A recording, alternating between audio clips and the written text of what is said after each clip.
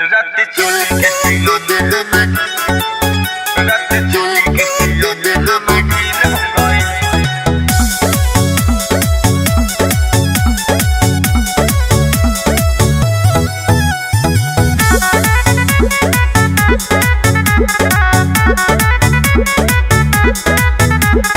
लहे लहे छुअले उ गोर बदन के सिहरे उठे हो रोआ हमारा ई तन के। ए सखी बहुत मजा आवत रहे। लहे लहे छुअले उ गोर बदन के सिहरे उठे हो रोआ हमारा ई तन के। मन में गजबे फील हो गई रात चोली के सियोने हम ढील हो गइल। रात चोली के सियोने हम ढील हो गइल।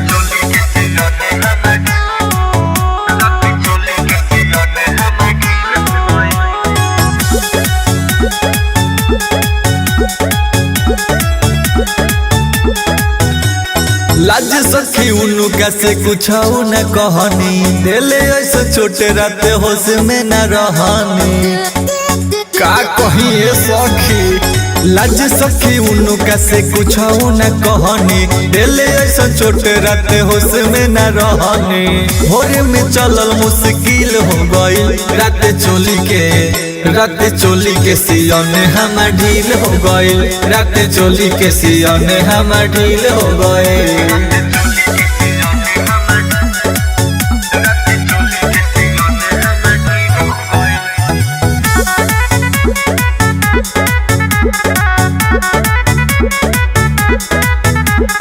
बाउर रहन सैया अभिषेक राज के कंचन उपेंद्र नइखे कोनो काम काज के। ए सखी अरे बाउर रहन सैया अभिषेक राज के कंचन उपेंद्र नइखे कोनो काम काज के। सब सहुदा जवनिया के सील हो गइल। रात चोली के सियोने हम ढील हो गइल। रात चोली के सियोने हम ढील हो गइल।